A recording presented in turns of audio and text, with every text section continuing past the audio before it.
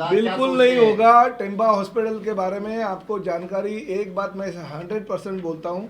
Temba hospital जिस तरह से शासन चला रहा है, नहीं बल्कि खाली ये टेम्बा हॉस्पिटल नहीं, बल्कि शासन के हाथ में जितने महाराष्ट्र के हॉस्पिटल है उसकी अवस्था ऐसी ही है, क्योंकि डॉक्टर कम मिलते हैं, डॉक्टरों की संख्या कम होती है, सभी डॉक्टर प्राइवेट प्रैक्टिस की तरफ जाते हैं और गवर्नमेंट हॉस्पिटल में बहुत कम डॉक्टर लोग अपना योगदान देते हैं, इसलिए चीज़ें हो रही है। मगर मैंने जो आरोग्य मंत्री है उनसे बात की, मैंने मुख्यमंत्री जी से भी बात की कि ये जो यंत्रणा है इसके ऊपर कुछ ना कुछ कार्रवाई होनी चाहिए। डॉक्टरों को अगर हम ये जिम्मेदारी देते हैं और वो अगर नहीं निभाते हैं तो उनके साथ बैठ के चर्चा करनी चाहिए।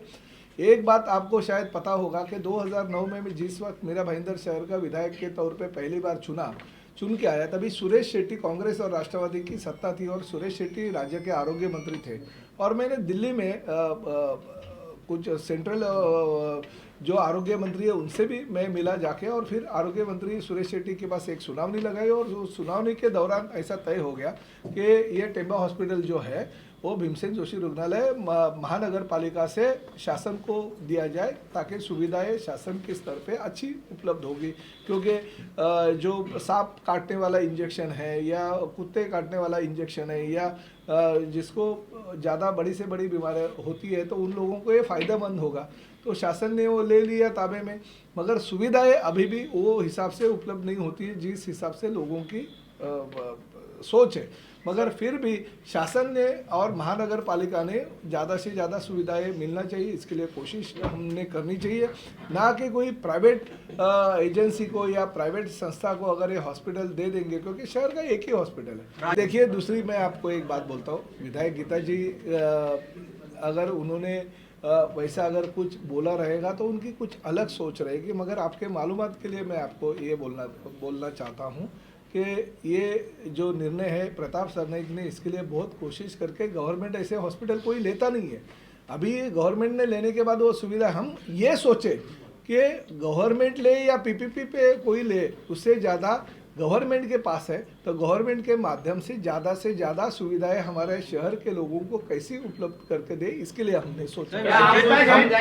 हम लोक प्रतिनिधि के तौर पे ऐसा हाथ झटकेंगे कि नहीं अभी पीपीपी पे दे दो तो कल्याण होगा, ऐसा नहीं होता। एक बार किसी को, एक तो गवर्नमेंट लेने को तैयार नहीं थी, उस वक्त हमने गवर्नमेंट को लेने को लगाया, और अभी गवर्नमेंट अगर कर रही है और वो अच्छी तरह से नहीं कर रही है तो अच्छी तरह से गवर्नमेंट नहीं करना चाहिए। इसका हमने क्या जानकारी दी इसके बारे में मुझे मालूमात नहीं। हमारे भाई बहन का अच्छा चल रहा है, तुमको कोई ऑब्जेक्शन नहीं किया? अरे शहर का भला होगा ना हॉस्पिटल के साथ साथ। क्या आपकी तरफ से उन्हें समझाने की कोशिश की जाएगी? 100% उनको मैंने हमेशा बोला है, वो मेरी बहन है। उन्होंने कहा कि मैं 3 महीने से आपसे छोटी हूँ, तो मैं वो छोटी बहन को सलाह भी दूंगा। और साथ साथ में अधिवेशन का कार्यकाल अभी चालू हो रहा है, 27 तारीख से 24 तारीख तक चलेगा। उस दौरान आरोग्य मंत्री के साथ हम दोनों भाई बहन, हम मीरा भाईंदर शहर के लिए अच्छा हॉस्पिटल, ये टेम्बा हॉस्पिटल भीमसेन जोशी रुग्णालय चलना चाहिए, इसके लिए कोशिश करेंगे। और ज़्यादा से ज़्यादा सुविधाएं और ज़्यादा से ज़्यादा निधि इस मीरा भाईंदर शहर के लिए हम लेके आए। सरनाईक साहब, गीता जी मैडम का कहना है कि सरनाईक साहब को कुछ गलत फहमी है, वो आपको समझाएंगे। और उनका ये भी कहना था कि थाना में उन्होंने विरोध नहीं किया, इसलिए मैं भी यहाँ पे कर रहा हूँ। मैं यही बोलता हूँ ना कि उनको मैं समझा दूंगा, वो आप उसकी चिंता मत करना। हमारे बिल्कुल भाई बहन के बीच में आने की कोशिश आप मत करना। और दूसरा ये है, वो जो अभी मैंने इनको बोला है वो सही है, क्योंकि उनके चैनल के माध्यम से कुछ ऑब्जेक्शन उठाते तो उसके ऊपर मैं कार्रवाई करने को लगा। तो ये बात सही है कि वो अस्पताल गवर्नमेंट का नहीं था, वो कॉर्पोरेशन का आरोग्य केंद्र।